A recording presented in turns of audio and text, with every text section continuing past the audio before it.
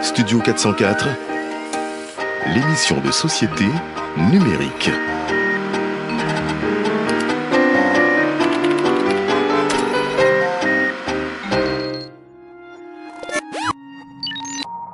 Salut à tous, c'est Studio 404 numéro 8. Je suis ravi de vous retrouver en compagnie de mes 4 chroniqueurs. On vous rappelle Studio 404, 4 sujets importants, 4 chroniqueurs qui se donnent beaucoup d'importance et qui sont actuellement morts de rire. Je vous les présente tout de suite. Donc il y en a un qui se gratte la tête et qui a fini sa chronique il y a 20 minutes. C'est Daz, comme d'habitude. Comment ça va, Daz ? Salut, ça va très très bien. Donc voilà, on l'appelle le Halo Streaming de la chronique, puisqu'en général, Ah ouais, Halo Share, Halo Sharing. Halo Streaming, donc au bout de 10 minutes de chronique, il faut attendre une demi-heure pour qu'il reprenne la parole si tu payes pas.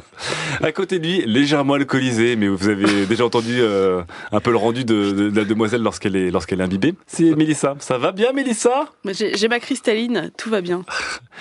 La cristalline, c'est quoi ? C'est une marque de vodka ? La réputation. Quelle belle réputation. Donc Mélissa est bien. En face, très sérieux, parce que c'est un peu le faillot de l'équipe. Non, c'est pas lui. C'est Fibre. Bonjour, c'est Fibrotique, le faillot. Alors le faillot, parce que là, on est un peu en mode jeudi confession, on est un peu en mode coulisses, on est un peu en mode behind the scenes. Hein. C'est lui qui rend toujours ses chroniques en premier, c'est lui qui fait les comptes rendus de réunion, c'est lui qui dit qu'est-ce qu'on fait. C'est lui qui arrive en premier au studio. Et c'est moi aussi qui repasse les chemises de l'âme. Voilà. Quel faillot. Et il porte des lunettes comme Agnan, le faillot de Pétigny. À côté de toi, c'est le cancre du mois, puisque c'est le dernier arrivé ce soir pour l'enregistrement, donc il est obligé de RT les tweets de Christine Boutin jusqu'au mois de juin. Je viens de commencer d'ailleurs à l'instant. Voilà. C'est Sylvain Palais. Ça va bien, par le fait que tu doives salir ta timeline ? Ouais, ça va. Écoute, je me sens un petit peu souillé, bien sûr, mais bon, c'est le gage, hein, je m'y prête, il n'y a pas de problème. Ce soir, vous allez nous parler de 4 sujets passionnants, obscurs, pointus ou très généralistes, mais avec toujours la touche 404. Donc beaucoup de bonne humeur, d'infos et de stats. Hein. On va parler de sites moches, on va parler d'applis jolies, on va parler de rédac chef qui s'appellerait Google, on va parler de livres qui voudraient que ça marche mais ça marche pas, hein, c'est un peu la friend zone, et on va parler de la génération SAV. On se retrouve tout de suite, mais d'abord une première FAQ, vos FAQ. Première FAQ qu'on est venu piocher sur Twitter, parce que Twitter c'est un réseau social où on peut interagir avec nos followers, c'est l'avenir. On vous a demandé donc de nous laisser un peu les questions qui vous démangent. Voici une première qui vient de Grégory Ferembach.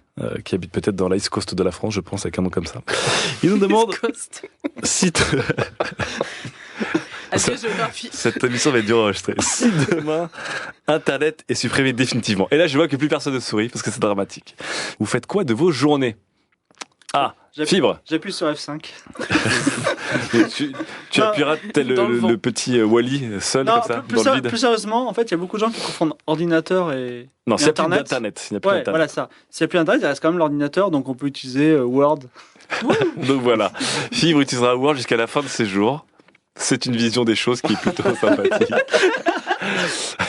Daz.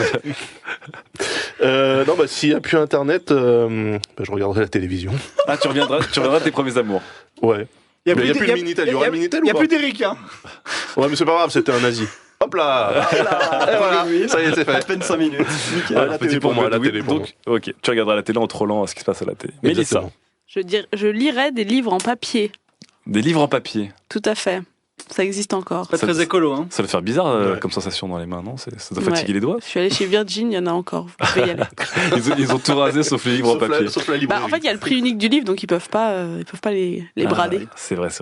Sylvain, que ferais-tu si tu n'avais plus d'internet ? Si le monde n'avait plus d'internet ? Je me sentirais extrêmement seul, donc je pense que j'ouvrirais un bar. Et j'aurais beaucoup de clients. Qui sortiraient tous très seuls. Exactement. Ça. On appellerait quoi ça ? Le dernier bar avant la fin du monde ? Non, on trouverait un truc un petit peu plus marrant. Non, mais en termes de nom, je veux dire, non, ça va, j'ai jamais mis les pieds, j'en sais rien. C'est plutôt après la fin du monde. Ouais, après la fin du monde. Merci beaucoup, messieurs, dames. Sujet numéro 1. Site moche. Appli jolie. Depuis quand nos critères ont-ils changé ? Première chronique et premier sujet qui pose une question importante. Sommes-nous devenus des midinettes avec les smartphones ? Sommes-nous devenus coquets ? Sommes-nous devenus un petit peu futiles ?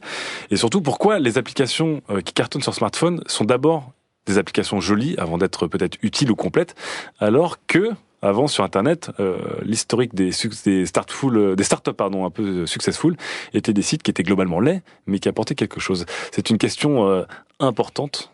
sur laquelle s'est penché Sylvain Palais. Est-ce qu'il y aura des imitations, Sylvain, dans cette chronique ou Il n'y pas? en aura pas. Par contre, j'ai beaucoup aimé Startful. Startful. Ouais, Startful. Bon. Startful là et tout, c'est cool. Alors Sylvain, tu t'es penché sur ces sites-là, ces applis jolies? Oui, voilà, exactement. Bande de coquets que vous êtes. Fait indéniable, Le Bon Coin est le site le plus horrible du monde. Levez la main ou taisez-vous jamais. Voilà. Je valide. Reddit a une ergonomie complètement incompréhensible pour le Kidam. On valide. Et je vous le rappelle, à titre informatif, Wikipédia et Craigslist sont codés avec des balises stable. Donc c'est l'équivalent en fait pour un développeur de donner la vie avec un forceps rouillé et imbibé de pu quand on est sage-femme. C'est un peu dégueulasse, mais c'est comme ça. Rappelez-vous MySpace aussi, temple du bon goût, ou même le bon vieux Twitter de 2011 avant le petit coup de redesign qui était 2007. assez horrible. Ouais. Donc vous avez bien les interfaces dans votre tête, de petits internautes coquets. Et ben maintenant écoutez, Le Bon Coin, c'est le 6e site le plus visité en France. Ah, quand même. C'est même le 2e site français le plus visité en France, après orange.fr. Qui est un site affreux d'ailleurs. Oui. Un très beau portail. Reddit est un des sites communautaires le plus visité également dans le monde. Craigslist, 9e site le plus visité aux US, et Wikipédia, 6e site le plus visité au monde. Donc j'imagine que vous voyez où je veux en venir. Pourquoi Parce que c'est quand même laid. ces sites aussi moches ont autant de succès? Oui. Qu'est-ce qui se passe dans la tête des gens? Et c'est même pas une question d'époque ou de mode, où à l'époque on les a fait, c'était la mode, parce que Le Bon Coin il était créé en 2006. 2006, c'est comme si moi je me ramenais à Roland Garros là, avec une raquette de tennis en bois et des cordages en boyau de chat pour taper la balle avec Federer. Quoi. C'est un petit peu l'équivalent. C'est Daz qui me souffle les métaphores. Très joli, très joli. Alors, un nouveau mystère paranormal s'ajoute au triangle des Bermudes et à la disparition de l'Atlantide. C'est qui sont ces gens qui kiffent les sites moches? Alors peut-être qu'ils portent des coupes mulets, on n'a pas les stats, mais toujours est-il qu'ils sont plus nombreux que nous et vous. Par vous, j'entends des gros snobs, et qu'ils ne semblent porter aucune importance à joindre l'agréable à l'utile. Ils s'en battent les couilles, complètement. Hashtag les vrais gens, tu vois. Donc j'imagine bien... Hashtag les couilles. Hashtag les couilles. J'imagine bien un formulaire en pop-up sur la home du Bon Coin, pour ou contre une refonte en HTML5 responsive grid layout, auquel José répondrait en tapant avec ses 2 index « machine à laver Arcachon ». Le Bon Coin est super laid. Il y avait une petite imitation. Le Bon Coin est super laid, il est anti-ergonomique, mais il est super utile, et l'utilisateur du Bon Coin, il aime bien avoir ses petites habitudes. Pour Reddit ou 4chan, l'interface, si elle est archaïque également, c'est pour une autre raison. C'est une barrière anti-bolos. Ah oui. C'est comme le langage, les petits codes qu'ils utilisent sur ce genre de site. Ça sert de tamis pour trier les newbies, les petits nouveaux. Les newsfag. Voilà. Et en design, on dit que la forme doit suivre la fonction, et ça se vérifie bien ici.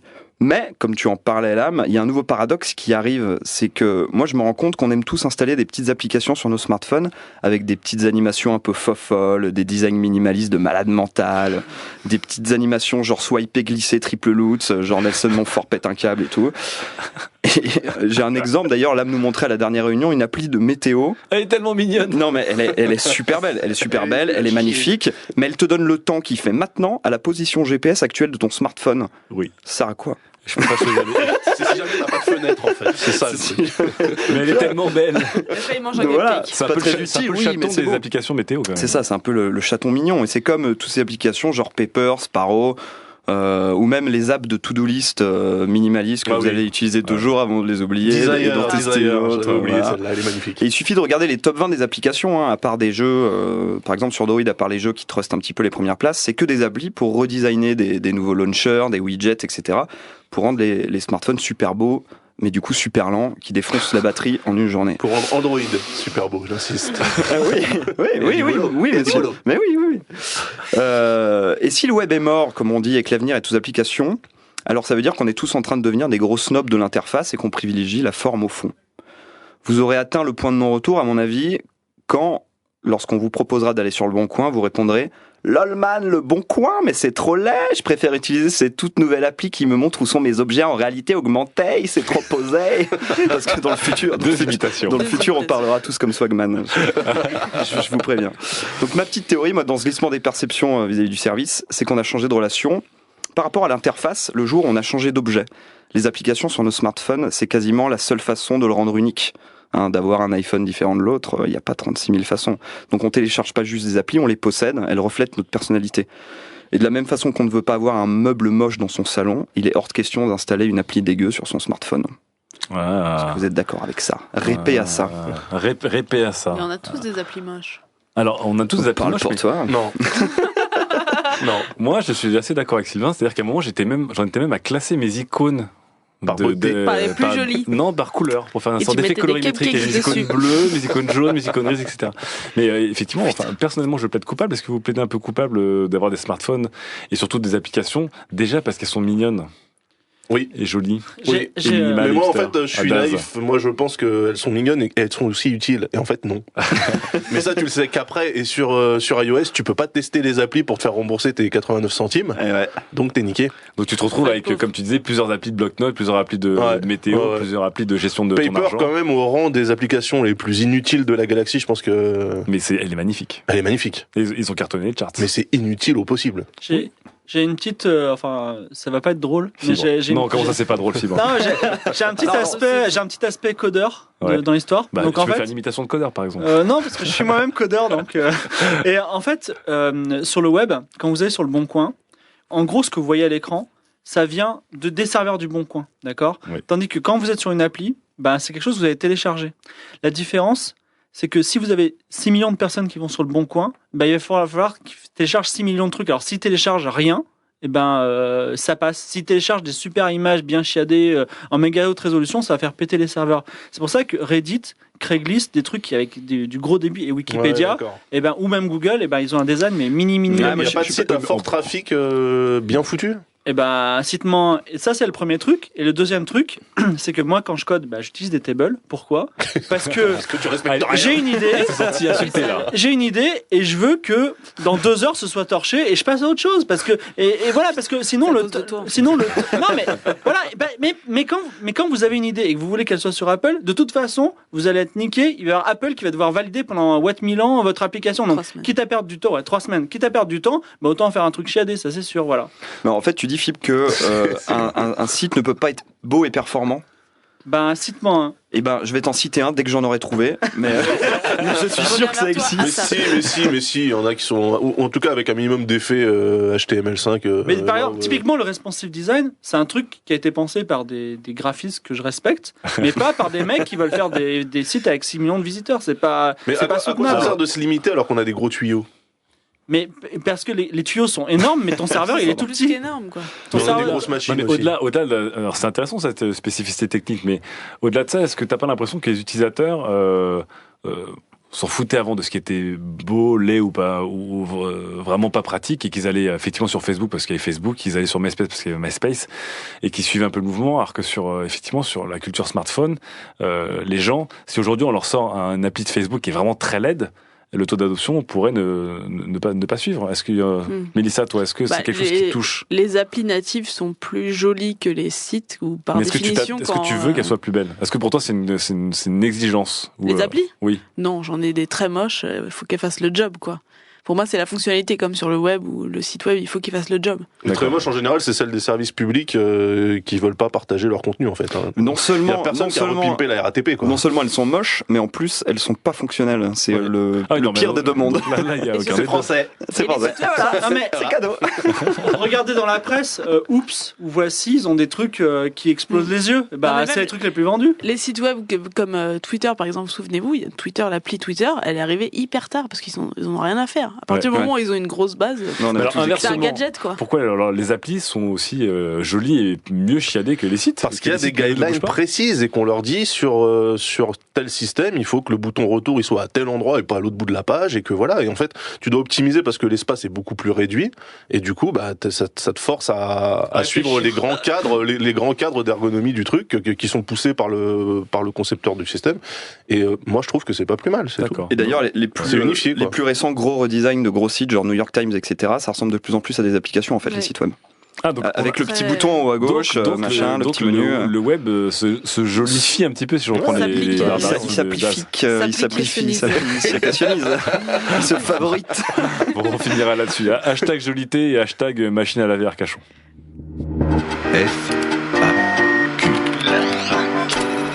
Ok, on attaque tout de suite une deuxième FAQ qui, ce coup-ci, nous vient d'un follower sur Twitter qui s'appelle Thomas Bernot. Thomas vous dit, à tous, il vous le demande, à l'instar des mécènes de Caramel, on parlait de sites jolis, tiens, voilà, on parlait de sites importants jolis. Rien sur le web n'est éternel. Comment imaginez-vous l'après Facebook, Twitter ? Attention. Alors le jour où on se dira, tu te rappelles à l'époque Twitter, Facebook, c'était cool quand il y avait encore du monde. On vivra de quoi? D'amour d'eau fraîche, d'un autre site, d'un autre réseau, on sera passé à autre chose.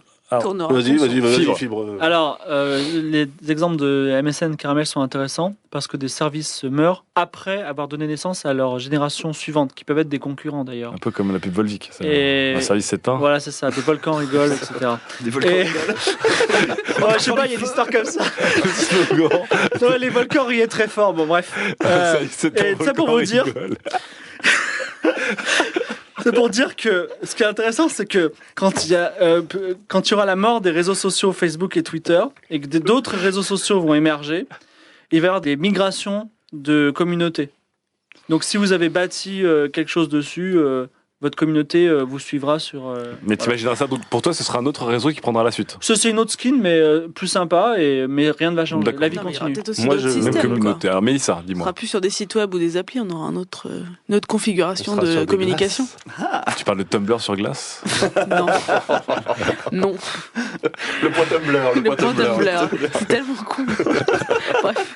Non mais la question mérite d'être Oui, posée et Ouais. moi perso je suis un peu embêté pour y répondre parce qu'en fait de mon point de vue et du cycle de vie des sites que j'avais jusqu'à présent, j'ai déjà battu tous les records de péremption avec Twitter. Donc D'accord. Mais En temps normal, Facebook, j'aurais c'est vrai déjà qu'on switché on 3 parle fois, beaucoup de quoi. son déclin, par exemple. Est-ce que c'est trop gros pour comme ça Microsoft décline pour comme décliner Windows XP quoi. C'est-à-dire que ça décline, t'as quand même la moitié de l'univers qui est dessus. D'accord. Ça se convertira. Et toi, Sylvain? Moi, j'ai pas de prédiction, mais un souhait. Ouais. J'aimerais bien, en fait, en fait, la période du Moyen-Âge, dans l'histoire, c'est une période qui est Les géniale volcans. parce que les volcans rigolent. Parce qu'on était en pleine avancée technologique, on découvrait plein de choses, l'astronomie et tout. Et puis le Moyen-Âge, je sais pas, les mecs ont dû se regarder et ils ont dû se dire putain, ça va trop vite, venez, on bouffe de la viande crue et tout, on est sale, on se lave plus, on vit dans des châteaux tout noirs et tout. Moi, j'aimerais bien que ça se passe comme ça avec Internet. Que d'un coup, on arrive dans un espèce de dark age d'Internet où les mecs ont perdu la foi et tout, on retourne faire des trucs avec des tables et tout, Fibre il met une couronne sur sa tête, enfin, un truc de taré, moi j'aimerais bien un truc Game comme of ça, moi. Twitter. Très bon. Bon, voilà, Thomas, t'as ta réponse pour ce qu'elle va, là. Mais bon, n'oublie pas de boire l'eau minérale lancée par la fibrotique. Donc, un volcan s'éteint. Non, un service s'éteint, un volcan rigole. Sujet numéro 2. Le libre, cet ami qui vous veut du bien. Mais vous n'en voulez pas. Après cette seconde FAQ qui était extrêmement sérieuse et bien utile, hein, on va attaquer un sujet qui Extrêmement sérieux. extrêmement sérieux et qui ne déclenchera aucune guerre ni aucune foudre de trolls sur Internet. Jamais. Puisque hashtag DAS va parler de hashtag le libre. Voilà. Le libre. Alors attends, Avant de commencer pour parler Voilà. du libre, tu viens de parler du livre et Ouais. de son échec auprès du grand public. c'est ça. Voilà, De sa non-adoption. sa non-adoption. Plus qu'échec, et comme un enfant adopté, peut-être qu'il sera adopté à 20 ans. On sait pas. Enfin, il a déjà 20 ans, voire 30, mais bon. Donc, avant de commencer, déjà, j'aimerais clarifier un point pour que tous les auditeurs sous licence GPL arrêtent tout de suite les rites vaudou qu'ils ont commencé sur les poupées à l'effigie du studio 404. Après, la FAQ, car je m'en rappelle, et vous aussi, chers auditeurs, Oui, les la rappelez-vous. FAQ d'octobre ou de novembre. de la première émission. Ouais. C'était la première Ça, émission, bah exactement. voilà. Donc, celle où on disait que, en fait, on s'en foutait de la différence entre, entre le libre et le gratuit. Ah là là. Alors je vous rassure, chers auditeurs, nous connaissons parfaitement la différence entre le libre et le gratuit. Voilà. C'est juste que cette FAQ, elle a été un peu montée à l'arrache par Ghislain, notre réal. réalisateur charcutier et barista, qui l'a plus ou moins excisé. Hein. Alors, juste pour quand même sauver son honneur, Ghislain à l'époque croyait qu'il pouvait télécharger Google et le stocker sur une clé USB de 8 mégas. Voilà, c'est pour placer un peu le niveau de connaissance et d'expertise du truc. Hein. Donc, lui on voulait pas, c'était pas sa faute. Juste à prendre pour tout le monde. Voilà, donc le disclaimer étant maintenant posé, alors on va se pencher sur le libre et tenter de comprendre pourquoi en 2013, l'immense majorité des gens qui utilisent un ordinateur s'en contrebranlent vigoureusement. Parce que c'est pas leur faute aux gens, quand même, faut le préciser. Comme le disait si bien Jésus, dans ses moments de doute, il en a eu pas mal. Le mec qui joue dessus. Père, pardonne-leur car ils ne savent pas ce qu'ils font, ces glands. Voilà. Hein, cet échec de pénétration du libre dans vos vies, c'est aux libristes eux-mêmes qu'il faut l'imputer. Point lexique. Libristes, c'est donc les adeptes du libre. C'est pas des gens qui lisent des livres. Il y a aucun rapport. Ex-libriste. Voilà. Donc, parce qu'un utilisateur de base, rappelons-le, c'est assez idiot. Là, je vous parle des gens qui, lorsqu'ils achètent leur 3e PC, ne manifestent absolument aucune émotion au moment de payer pour la 3e fois la même version de Windows qu'ils avaient déjà dans leur machine précédente. C'est mon cas, personnellement. C'est notre cas. Voilà. Je parle des gens qui ne lisent jamais les CLUF, les contrats de licence de l'utilisateur final. Et je parle de ces gens qui ont 27 barres d'outils dans leur navigateur web à force de cliquer n'importe comment sur suivant, OK quand ils installent un produit qu'ils ont chopé sur Internet. C'est toi aussi, ça? Non, faut pas déconner. C'est un sens de l'honneur. C'est ton père. Alors, comment voulez-vous que ces ignares, qui n'arrivent même pas à dissocier la machine du système d'exploitation qu'elle fait tourner, arrivent à comprendre les tenants et aboutissants du libre dans la société capitaliste à tendance oligopolistique? Pourtant, c'est important. Bah oui, mais moi, ça me surprend pas. Parce que l'humanité entière utilise quotidiennement des softs libres. Les serveurs Apache restent les premiers serveurs web en termes d'hébergement de sites, avec en 2012 65% des 582,7 millions de sites web recensés par Netcraft. La PS3 de votre neveu utilise une variante de Linux comme système d'exploitation, et il y a peut-être des chances que votre GPS ou votre frigo embarque quelque part un héritage d'Unix ou de ses semblables. Pourtant, ça, personne ne le sait. Et la part de Linux comme système d'exploitation PC, c'est-à-dire reconnu par l'utilisateur qui est devant la machine, oscille entre le ridicule et l'anecdotique, avec 1,21% de part de marché en avril 2013. C'est les audiences, il faut pas rater ça. Point troll. Alors, une seule solution normalement pour lutter contre cette méconnaissance crasse, il faut utiliser des recettes qui fonctionnent, il faut regarder Sylvain et il faut marketer. Voilà. Il faut populariser GIMP à la place de Photoshop, il faut promouvoir OpenOffice à la place de Microsoft Office, et là Dieu sait que c'est assez compliqué. Il faut casser le monopole de SoundForge avec Audacity, surtout que SoundForge est de plus en plus compliqué à craquer. Audacity c'est gratuit, c'est moche mais c'est gratuit. Le souci c'est que le marketing justement ça coûte des ronds, et l'autre souci c'est que le marketing pour les libristes c'est Satan. À peu près, Satan 0,5 environ. Voilà. Et que ces mecs-là, ils pensent que si le produit est bon, il sera adopté naturellement, sans artifice consumériste visant à contrôler les masses en fait. Ah, les naïfs. Ah, ils sont chauds les mecs. Et c'est un nouvel aspect du libre quand même qu'il faut noter, c'est qu'effectivement la jollité, comme on l'a dit tout à l'heure, commence à rentrer dans les mœurs. Parce que jusqu'à présent, le coup de polish qui rendait le produit sympa et facile à utiliser, il faut bien reconnaître que c'était pas super la priorité. Le livre c'était pas très shiny. Voilà, donc je sais pas si vous avez déjà utilisé, vous autour de la table et vous derrière votre radio. On rêve là, mais bon. Devant votre radio. Si vous avez déjà utilisé des softs open source téléchargés sur SourceForge, excusez-moi. Ouais. Petit lapsus. Si vous ne l'avez jamais fait, je vais essayer de vous expliquer ce que ça donne. En fait, l'app est tellement magnifique qu'ils oublient juste de faire une interface utilisateur. Voilà. C'est le seul problème, c'est fallait y penser. Niveau minimalisme, là, on n'a pas fait mieux. En fait, plutôt que de s'emmerder avec l'ergonomie, on fait pas d'écran, comme ça, c'est beaucoup plus rapide. Donc, il n'y a pas de fenêtre, il n'y a pas de bouton, que dalle, rien. Du coup, il reste deux solutions. Soit on utilise la ligne de commande à chaque utilisation, ou alors, on développe soi-même le petit bout d'interface qui nous permettra de jouir librement du produit. Et ça, c'est le libre. Le produit te plaît pas, plutôt que de chialer comme un faible, tu te retrousses les manches, tu pars au turbin, tu résous le problème et tu recompiles le noyau de ton appli. Qu'est-ce qu'il y a? C'est ça la vie, c'est comme ça qu'on veut que ça fonctionne. Et c'est comme ça que les libristes veulent que ça fonctionne. Et le problème, en fait, c'est que si jamais les gens réussissent à faire des trucs un peu trop jolis et sympas à utiliser, les multinationales se pointent, un peu comme l'Irak s'est pointé au Koweït en 90. Regardez Android par exemple, ça a été racheté par Google en 2005. Alors Google a été cool, ils l'ont laissé un petit peu ouvert pour que les gens puissent bricoler des trucs et faire un peu ce qui les arrangeait, tant qu'ils bousillaient pas les services core. Mais maintenant, on a chaque fabricant de smartphone qui vient foutre le bordel en collant sa patte et sa surcouche dégueulasse sur le système standard. Et les opérateurs aussi. Et le pire, et les opérateurs aussi, ouais. Et le pire, c'est que les versions modifiées par les fabricants de smartphones deviennent aussi fermées qu'un OS propriétaire. C'est-à-dire que t'as un OS qui est partagé par Google et qui est mis à jour constamment, mais si t'as le malheur d'être passé chez Samsung, il faudra que t'attendes que Samsung daigne porter la nouvelle version d'Android sur ton smartphone. Donc en fait, c'est le pire du libre, ça. Et paradoxalement, c'est Android qui est l'OS mobile le plus utilisé. C'est pas ironique, ça? À méditer. À méditer et accent aigu. Hashtag à méditer. Alors, ce livre-là, j'ai l'impression qu'il y a un rendez-vous manqué depuis 15 ans et que depuis 15 ans, il y a une sorte de grande couverture média où effectivement, comme tu dis, un évangélisme de la part des libristes et des pros du libre, de l'open source et autres très bonnes intentions, mais que ça ne prend jamais en fait. Et tout le monde dit c'est génial, mais en fait personne n'utilise vraiment en masse, on va dire, en masse dans le grand public. Pourquoi ? C'est fichu là, parce que en fait on parle. C'est carrément fichu pour ça. C'est une guerre qui est non seulement finie, mais en plus ringarde aujourd'hui, parce que il y a eu une tentative du libre et de Linux notamment d'infiltrer le marché le système d'exploitation de Monsieur Tout le Monde, guerre qui a été perdue. Voilà. Oui. Et aujourd'hui, il y a eu un Yalta de Windows et de Linux. Linux et le libre s'occupent des serveurs, donc Internet tient sur le libre. Et Windows s'occupe de Monsieur Tout le Monde. Donc il y en a qui restent dans les coulisses et l'autre qui. Voilà. Et aujourd'hui, il y a des gens qui font des petits développements et tout, etc. Mais en fait, ça se passe sur iPhone aujourd'hui. C'est terminé. C'est Apple. C'est plus du tout Linux. Et si aujourd'hui vous voulez arriver sur Linux, vous rentrez dans un labyrinthe sans issue parce que il faut installer Linux, ce qui est chiant. Pourtant, c'est rapide avec le live CD et tout. Ouais, vous lancez Linux, vous essayez de le comprendre, c'est pas gagné. Ouais. Et quand vous êtes sur Linux, vous le comprenez, il y a rien. C'est-à-dire que il y a un mauvais Photoshop, il y a un mauvais InDesign, il y a un mauvais Word, il n'y a pas de jeu. C'est bon, vous pouvez prendre le PC et vous jeter dans la Seine avec, comme ça, vous êtes sûr de vous tuer avec. Quoi, voilà. Mais c'est vrai que d'ailleurs, on parle des utilisateurs avancés parce que Daz, dans ta chronique, tu parles effectivement des gens qui laissent des spyware qui sont sur Windows de manière un peu passive.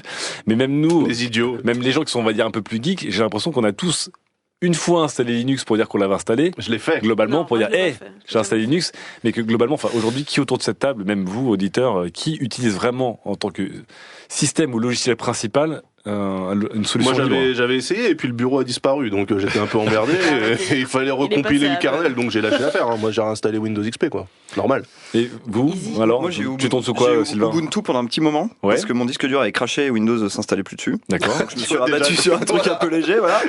Et j'ai adoré parce que j'ai passé toute une nuit à personnaliser mon bureau d'une façon que j'avais jamais rencontrée. Ouais. Là, c'est vraiment le syndrome Android. C'est exactement ça. Mettre des widgets partout et tout en ligne de commande, machin, aller sur les sites. J'ai passé vraiment une nuit blanche.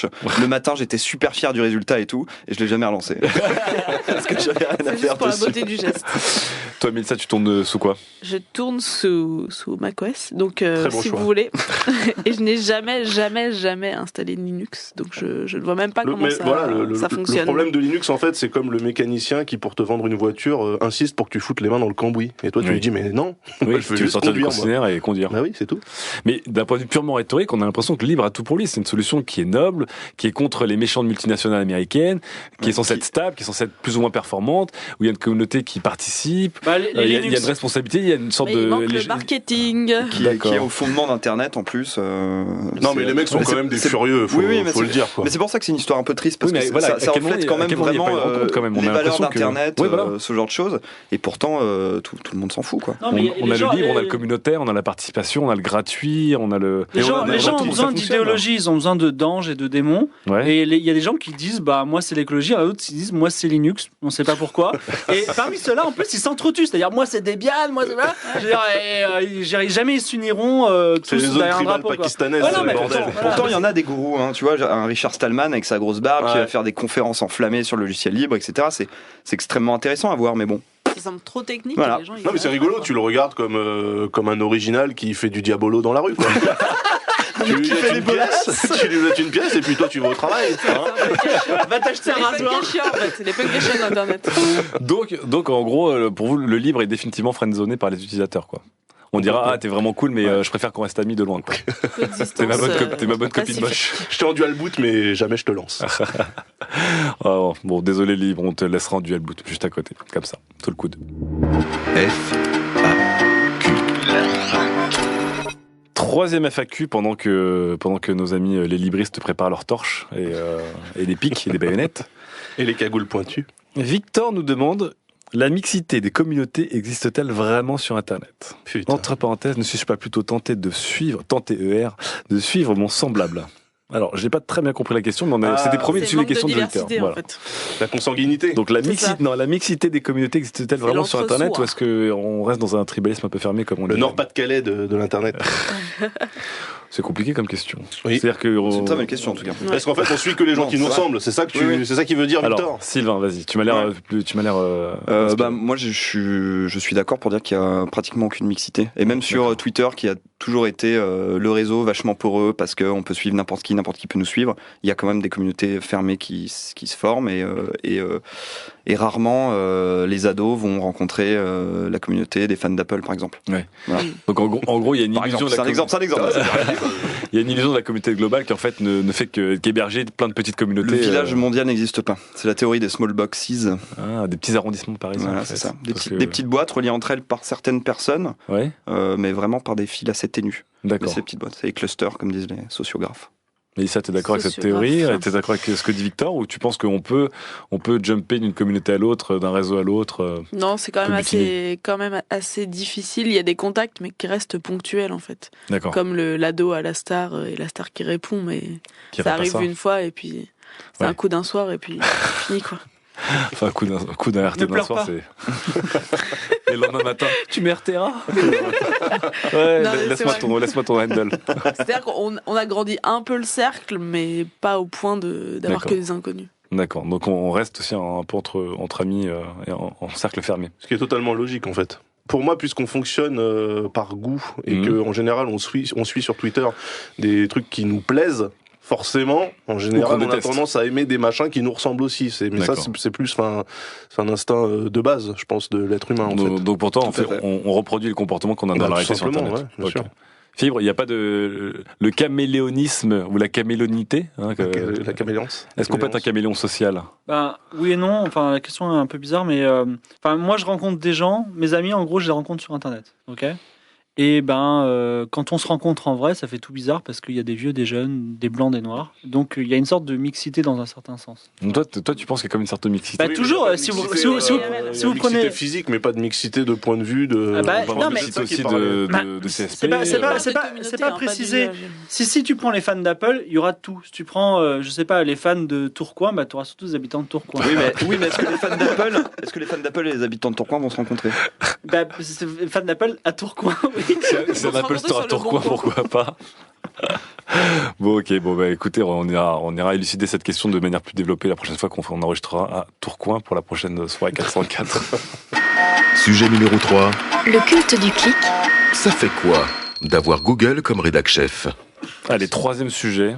On parle de presse, on parle d'URL, on parle de SEO, on parle de pratique sale, on parle de Google. Et c'est Mélissa qui nous parle. Ça va, Mélissa? Tu dégrises un petit peu? Elle a fini sa bouteille. J'avais un instant Sylvain Palais pour vous. Mais vous voulez pas me laisser si. faire. Chut, chut, chut. Imaginez, vous êtes journaliste web. On rappelle que Mélissa est journaliste au Nouvel Obs quand même. .com. Donc web. 94 000 morts en Syrie. Christine Boutin qui fait une blague de merde à propos de la mastectomie d'Angelina Jolie.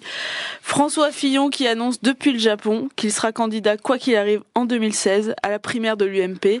Et Nabila, non mais allô quoi, désolé, Benatia crache sur un agent de la SNCF. Ces faits, ces événements, les rédactions des sites d'infos les apprennent et les traitent entre le 8 et le 13 mai. D'accord. Que font-elles? Des articles sur la Syrie, oui. Des articles sur un tweet de Christine Boutin, oui encore. Fillon fait les ouvertures de journaux radio. Moult analyses de politologues évoquant l'hystérie médiatique s'en suivent sur Internet. Ouais. Un 9 mai donc, où il ne se passait absolument rien. Et Oui, puis, Nabila. Ah 1,2 million de résultats à la requête Nabila crash sur Google. Les premiers sites qui sortent quand on cherche, Le Parisien, Métro, Le Midi Libre, L'Express, Le Nouvel Observateur, Le Huffington Post, L'Est Républicain et Europe 1. La grande presse française. Je ne suis qu'à la première page sur Google. Mais attention, Nabila est un sujet. J'ai personnellement d'ailleurs œuvré pour que le site américain Know Your Meme en fasse un meme. Et Mais on se rappelle. ça a marché. En revanche, qu'elle crache et qu'elle soit interpellée, méritait-il que Europe 1 mette 3 journalistes et sorte une exclue? 3 journalistes. J'en doute un peu. Mais ça intéresse les gens, nous dit-on, et il faut écrire pour des lecteurs, pas vrai, oui. Oui. Alors les stats d'audience qui explosent dès que vous placez Nabila dans un titre ne disent pas autre chose. Pendant ce temps-là, votre papier sur le conflit israélo-palestinien vivote vaguement. Sur les papiers à On propos a gros sur la patate, Mélissa. La tristesse.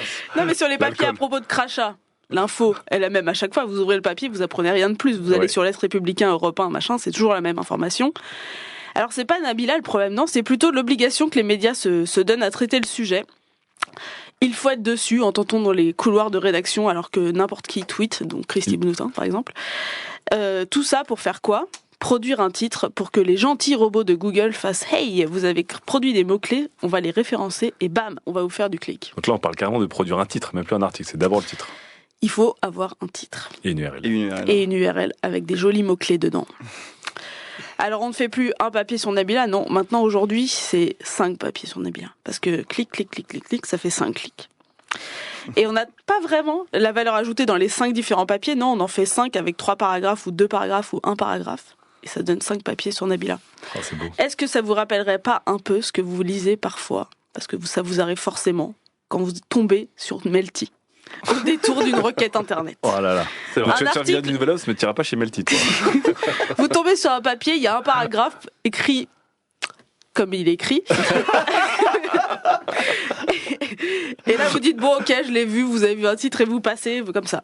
Il faut savoir que le boss de Melty, qui est un peu considéré comme un mec intelligent par les rédac chefs de sites d'info, dit, texto, je le cite, chez Melty, on travaille avec Google, on se bat toutes les heures pour être référencé le mieux possible. Super. Donc, qu'est-ce que je veux dire ? En fait, je me demande, est-ce que les sites d'information sont devenus des putaclics ? Alors, ma position est un peu délicate ici, on s'en rendra compte, vu que je suis journaliste pour un site internet. Mais je veux savoir pourquoi on en est arrivé là. Mais en fait, c'est tout con. C'est que le modèle des sites internet aujourd'hui, c'est la publicité. Et la publicité, elle est payée en fonction du nombre de clics. Donc il y a des jolis prix qui sont calculés pour ça. Sylvain pourra très bien vous en parler. Et donc le problème, c'est que c'est ridicule la différence entre le prix qu'un annonceur paye pour être en disons sur la dernière page du Nouvel Obs par exemple, et ce qu'il payera pour avoir une ad en display sur le site internet du Nouvel Observateur.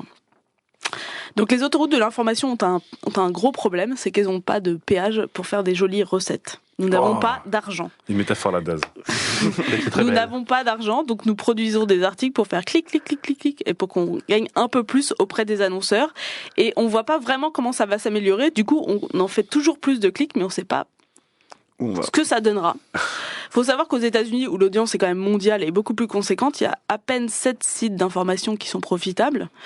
Le Huffington Post, notamment, avec 73,3 millions de lecteurs dans le monde par mois. Gawker, 40 millions. Et BuzzFeed, qui est toujours cité en exemple, et encore pas profitable. Toujours pas profitable, Non. pourtant. D'ici la fin de l'année, le fondateur dit d'ici la fin de l'année, mais pour l'instant, toujours pas. Donc, que font le Figaro.fr, le Monde.fr, le Nouvelobs.com, l'Express.fr ? Ils se disputent les premières places des classements des sites les plus consultés, parce que c'est ce que les annonceurs regardent tous les mois. Sur les panels Nielsen. Alors attention, en mars, celui qui était en tête, c'est Le Monde/Huffington Post, il faut le préciser. Bravo Sylvain, avec 9,8 millions de visiteurs uniques. Alors jusqu'ici, en fait, personne ne savait où je travaillais, mais ça... je te remercie. Voilà. Je dénonce. Et donc le contenu de certains sites d'info commence à se rapprocher de ce qu'on lit sur Melty, et ça me fait pas très plaisir. Le problème, c'est que le modèle économique, il y a des murs payants qui sont envisagés, mais c'est pas encore assez pour envoyer des journalistes très loin et les faire travailler une semaine sur un papier. Donc pour l'instant, on leur demande plutôt de produire 4 à 5 papiers par jour. Voilà. C'est comme si donc on doublait la pagination d'un quotidien avec moins de journalistes. Donc forcément, ça donne 25 papiers sur Nabila qui crache. Mais donc, nouveaux articles, nouveaux clics, nouveaux annonceurs. On en est pour l'instant là dans la recherche de notre modèle économique. Nabila assurera-t-elle la survie des autoroutes de l'information ? Carrément. Je ne suis pas sûre, et il faudra peut-être trouver de l'argent autrement. Mais cela dit, si elle avait eu les seins nus, peut-être qu'on serait un peu plus heureux à l'heure qu'il est. Oh là, Ça elle arrivera. a placé 100 nuits à la fin pour que les bots passent sur Studio 404. Faudra qu'on le mette dans l'URL de Studio 404. On quoi. mettra Nabila Saint-Nuit, et puis on mettra aussi la magnifique URL qu'on a vue aujourd'hui sur slate.fr, qui avait une URL à base de C'est cul, cul, vagin. vagin, alcool, anus, Alcool, il y ouais. avait tout. Alors cette histoire de médias, on la connaît un petit peu parce qu'effectivement c'est un peu leur médiamétrie à eux. Ils sont rétribués par la publicité, c'est le même business model. Mais est-ce que nous les lecteurs, est-ce que vous lecteurs, vous vous rendez compte que les médias produisent de plus en plus court, et c'est aussi une époque qui veut ça, De plus en plus vide. Et est-ce qu'en tant que lecteur aussi, c'est ce que vous demandez? Est-ce que Non. parce que je me dis d'une certaine manière, si comme le dit Mélissa, si on se retrouve à écrire 5 petits papiers sur Nabila en temps réel durant l'après-midi au lieu d'un gros dossier en fin de journée sur Nabila, est-ce que c'est aussi parce que le lecteur il veut grignoter toute la journée en continu? Mais non, c'est de la junk food. l'optime, c'est de l'optime. Ça, c'est déjà, je suis super content qu'en fait Mélissa ait pris cette position-là parce que je m'inquiétais. Moi, je pensais que tous les journalistes étaient d'accord avec ce modèle de merde. Donc sache-le, ça me fait plaisir. Ta croisade, c'est Merci, génial. Je vais me faire virer Et demain. pour moi, justement, c'est un peu le. À chaque C'est émission, férié, médecin c'est va se faire férié. virer. Pour moi, c'est un petit peu l'industrialisation de la mendicité, tu vois. C'est-à-dire que à la base, t'as un mec qui fait la manche, Ouais. il tend la main comme ça et puis il parle. Après, il en a marre de parler, il met une pancarte. Ouais. Puis après, il passe dans les wagons en déposant des petites cartes de visite avec le texte écrit. Et c'est toi qui le lis en fait et qui donne l'intonation parce que lui, il a pas le temps. Et c'est un peu ce truc-là pour l'info et le traitement qui est fait avec les sites. C'est ils vont au plus efficace. Ils pouvaient faire un papier avec 5 paragraphes. Ils font 5 papiers d'un paragraphe. Ça fait 5 clics.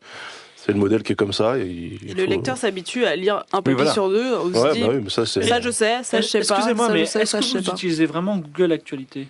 Alors Oui. personnellement non. Parce Mais que après- moi, je connais personne qui le fait, mais par contre, moi, ce que j'ai Moi, j'utilise remarqué, Google tout simplement. c'est que pour avoir un petit peu travaillé au PlusOps, d'ailleurs, j'ai arrêté ma collaboration. Ah, tu as arrêté ta collaboration Oui, avec PlusOps? parce que j'avais trop de pression au niveau des vues, justement. Et donc, en fait, ce qui est intéressant, c'est qu'effectivement, les articles racoleurs sont hyper vus. C'est-à-dire, mais il y a un ordre de grandeur différent. C'est-à-dire, moi, je faisais un article qui avait 2000 Non, mais vues, c'est pas et les raccord, articles c'est à pas- 160 000 Ouais. vues, quoi, sur...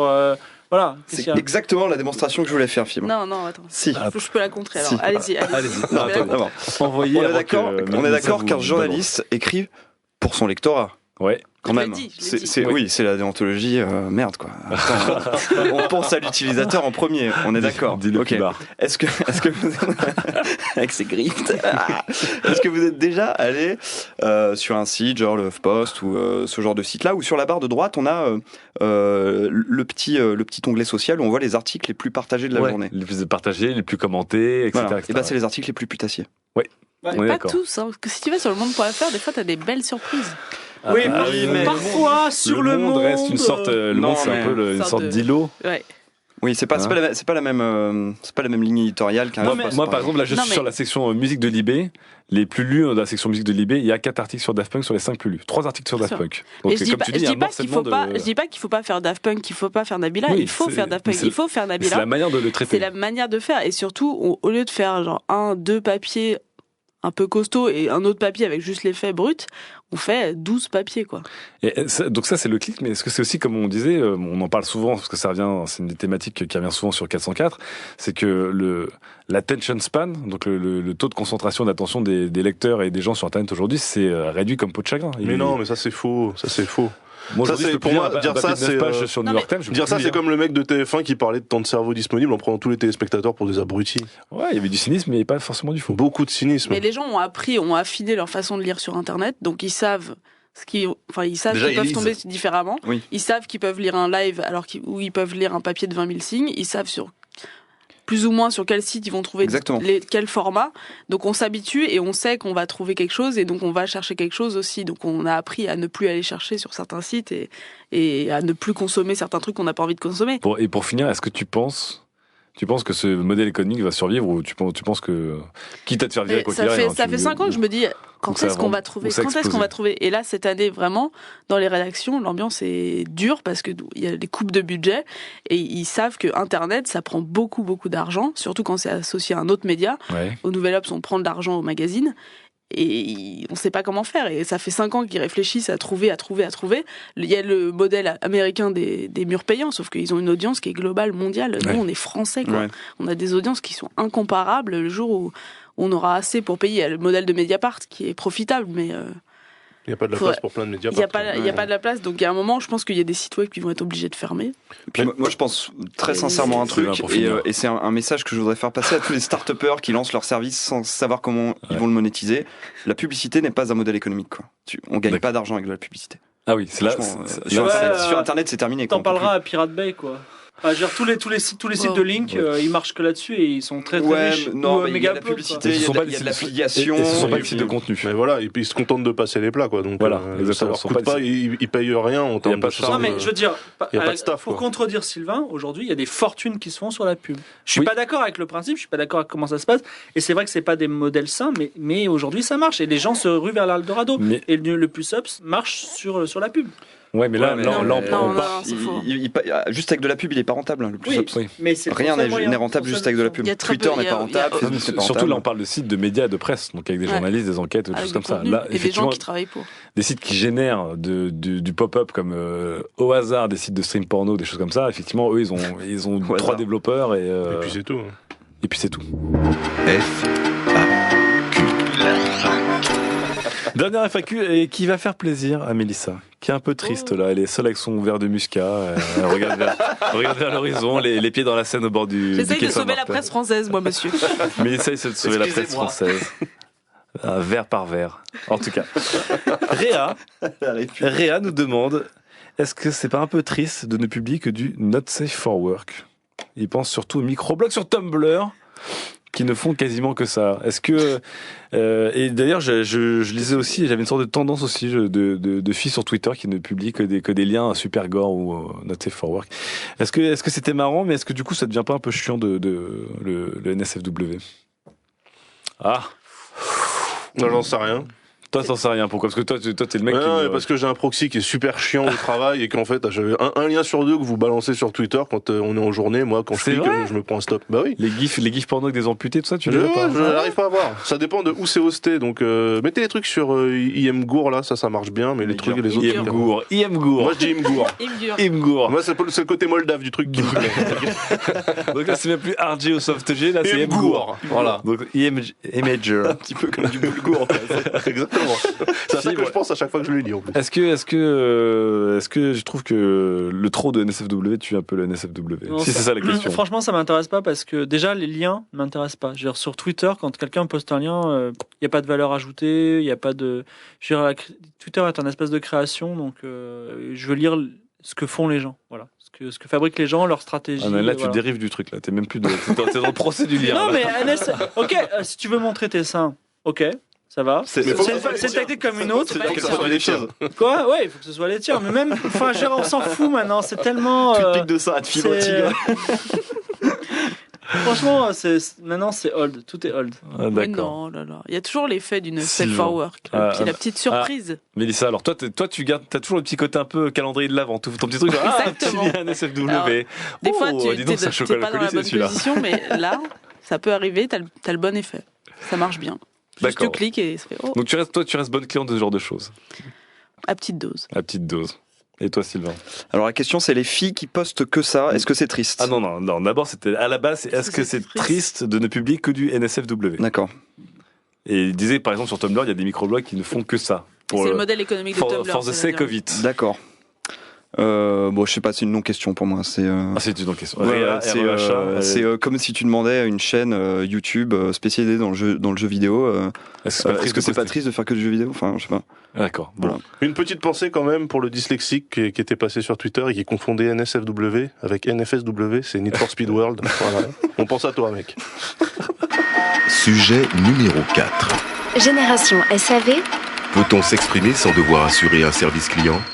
Quatrième et dernière chronique et débat de notre studio 404 numéro 8. On va parler de SAV, de la génération SAV. Et du fait que maintenant, quand on publie, on doit assumer, gérer, comme de criser tout ce qui se passe derrière, parce que les gens ont droit de réponse et qu'on doit donner réponse au droit de réponse. Et pour nous en parler, c'est Fibre Tigre. Le spécialiste de la chose ou pas, Fibre Tigre? Un peu, parce que je suis un peu ma marque personnelle. Ah, c'est ta marque personnelle. Et oui, Trademark. on y est en fait, parce que depuis le temps que les experts, donc Sylvain, quoi, du web, nous en parlent, bah voilà, on a chacun notre marque personnelle, on la gère.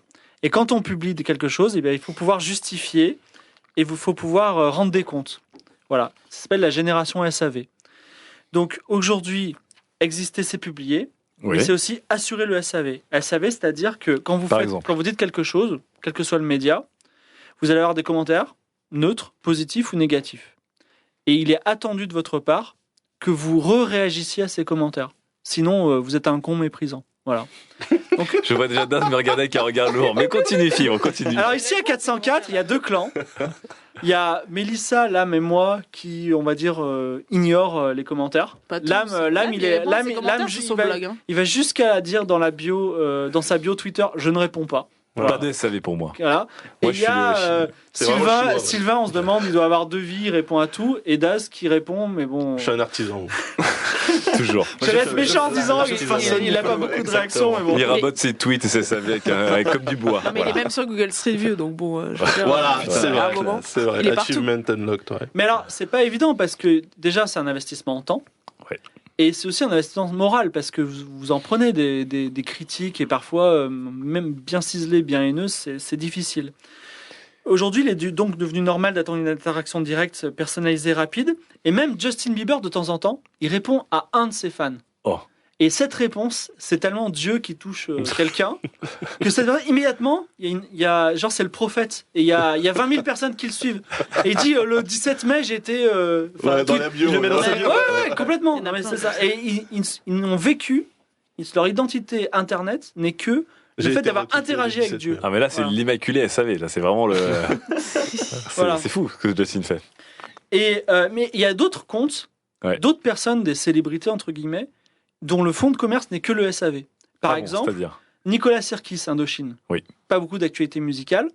Bah, quand même. Bah, si, ils ont sorti. Un petit peu, sorti un clip. mais il Oui. est sur Twitter.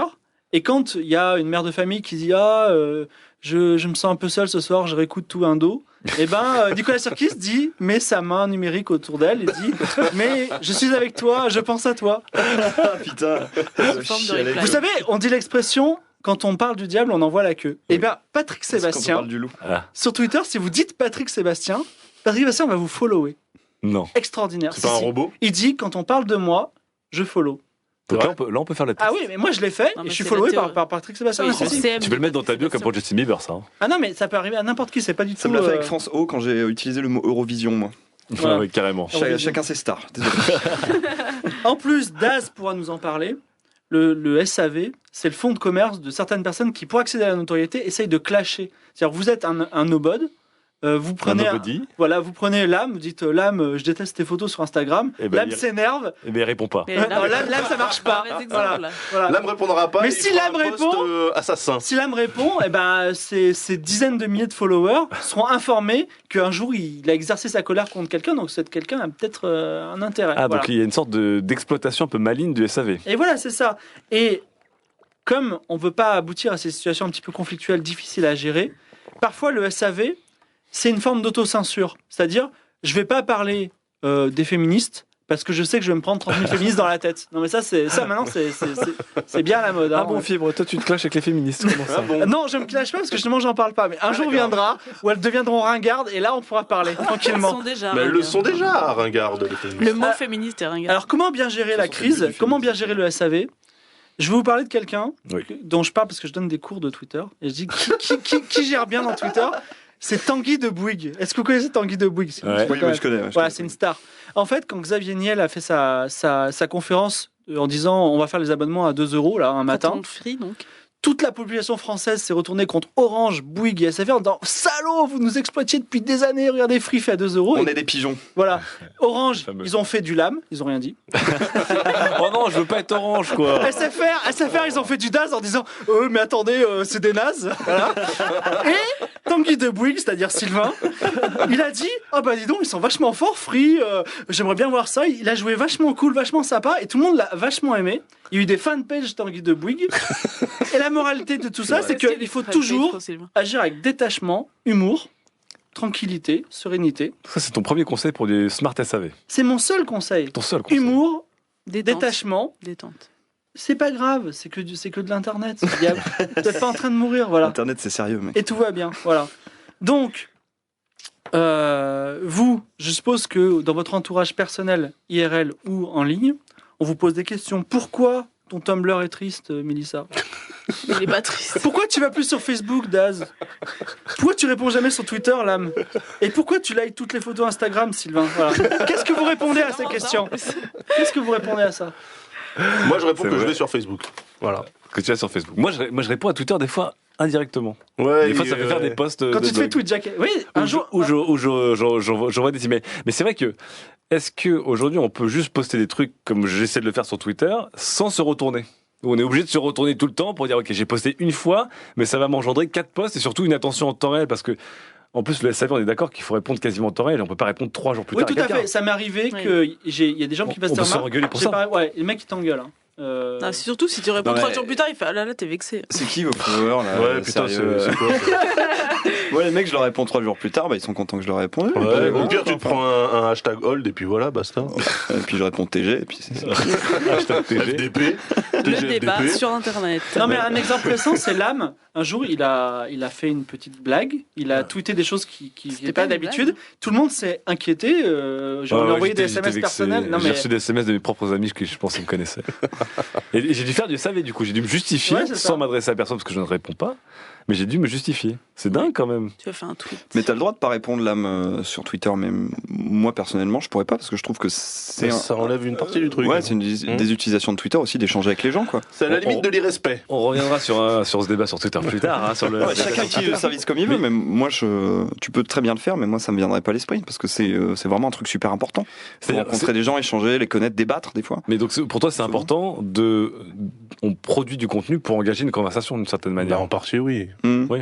Tu Mais fais on des peut- trucs pour que les gens réagissent, sinon t'écris sur un journal intime et puis tu le mets dans ta chambre. Si tu veux que personne ne lise. Non mais voilà, je veux dire, Tu écris tes tweets dans un sac plastique. Twitter, elle aurait été une super tweeto. Elle aurait été fan de Justin Bieber. Voilà, aussi. Ça aurait été une Billy Bird, mais sur Twitter. Non, mais on peut aussi choisir de pas avoir envie de répondre, mais jamais.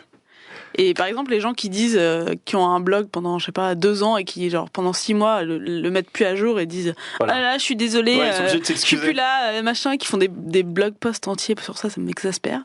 Et enfin, on Moi aussi. produit pour Internet, ok, pour avoir des réactions, mais on n'est pas obligé de s'obliger systématiquement à répondre ou à être là Non, mais ou les à gens, se faire, tu peux n'empêche que pas c'est un peu empêcher la les même. gens- Après-vente, tu peux pas quoi. empêcher les gens d'avoir une Non, mais une ils peuvent notion de répondre. contrat Après, moral non, avec. mais ça dépend de nous aussi, parce que toi, tu te dis, putain, qu'est-ce qui pousse les gens à écrire des billets de blog de 1000 signes pour dire, excusez-moi, je suis pas là. Il y a des gens, ok, qui vont critiquer, mais tu peux en faire un dans 6 mois, ils seront contents. Et toi, Mais ils si, en auront plus, ça fait fait du 5 articles sur Nabila, ça au moins. Ça, c'est- Ouais, en plus, Il y a ça- peut-être- il y a Non, mais ça peut-être des dépend gens de qui ont nous des aussi. blogs On et se qui met une marchent plus, pression, voilà, on c'est se met tout. une pression tout seul Ouais, parce que c'est des non, mais les gens habitudes. les gens nous mettent la pression. Moi, Non, mes mais- amis se foutent de ma gueule parce que je ne réponds pas sur Twitter. C'est Parce une que forme de c'est pression des- comme une autre. c'est Oui, mais des ça, c'est quand même une pseudo-règles, posture quoi. assez spéciale sur Twitter. Je pense que t'es vraiment le seul à ne jamais Je pense que répondre. Fibretti répond très peu sur je Twitter. réponds jamais. Le seul Et être humain, j'ai le jamais seul être humain. retweeté ever.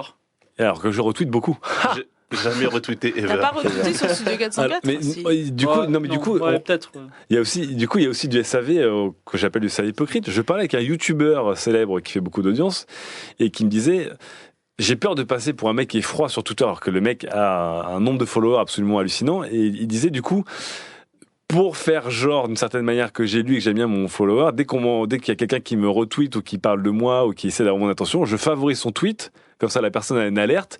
Et pour moi, c'est Ouais. plus rapide que de répondre. J'ai pas le temps de répondre. Donc, je fais juste favoriser pour dire, oh ouais, je t'ai lu, je t'aime bien. C'est une sorte de SAV. C'est le social grooming dont parlait. C'est Oui, superficiel. tout c'est à ça. fait. Enfin, Non, mais c'est- on en arrive à comme un démarche. moment où les gens ont des sortes d'artifices pour assurer une sorte de service minimum, de SAV minimum quand même. Donc, On on n'a arrive pas quand le même temps, à- tout simplement. Non, mais quand c'est un fonds de commerce, Ah, mais- on parle de service après-vente, quand c'est un fonds de commerce, bah oui, tu fournis le service, quoi. Moi, Mais je suis ça, pas, c'est je suis pas un produit, donc j'estime que j'ai pas de Si service tu utilises après-vente. le service à payer, c'est que c'est toi qui c'est gratuit. Non, mais donc, du coup, vous êtes pour ou contre cette génération SAV? Est-ce que vous dites que c'est une obligation et c'est une sorte une forme de politesse et d'urbanité, de civilité sur Internet? Moi, je dis que ça Ou est-ce dépend que. du format. Ça dépend du réseau. Par exemple, le SAV sur Instagram, on s'en tape. Ah ben moi, par exemple, j'adore répondre sur Instagram. Mais oui, mais parce que toi, t'es toujours en contrepoint de Mais non, tout. Je suis Voilà. à la pointe de la communication. Bah, moi, je pense que si l'audience, elle préfère avoir un bon tweet qu'une réponse à la con. Donc, je privilégie Non, un c'est bon fou. tweet. Attends, il y a des mecs Là, qui il pense sont comme un trop libriste. contents Hein. quand tu Il les pense que si réponds. le produit est bon, ça va marcher, mais je pense que. Non, non, c'est parce Il y a que des mecs qui sont hyper que- contents d'avoir une conversation avec toi. ouais, mais si tu réponds à une personne, t'as satisfait une personne et t'en as fait chier 1000 autres, tu vois. Tu peux te Pourquoi tromper 1000 fois. Parce que Tu peux Non, mais répéter une après, fois. Philippe, c'est un peu ta ligne éditoriale. Excuse-moi Déjà, de te, t'as une ligne éditoriale, excuse-moi de te déjà. comparer à cette personne, mais tu as un petit peu une ligne à la l'endive, qui est de faire des mots d'esprit, et tu es content quand tu as des retweets. ouais, c'est tout. C'est un peu ça. Ouais. Tu as un émetteur, tu as un média. Ouais, Déjà, exactement. t'as une ligne éditoriale déjà à la moi, base. moi Voilà. sur Twitter, je suis Sylvain Palais. la Exactement. personne. Et je partage des liens parce que j'aime bien partager des liens. Et quand il y a des mecs qui réagissent en me disant et ça tu l'as vu machin, je suis content et puis on en parle. Ouais. Et pour toi, non C'est pas seulement du tout c'est la pas même une démarche. contrainte, mais en plus c'est un facteur de succès, quoi.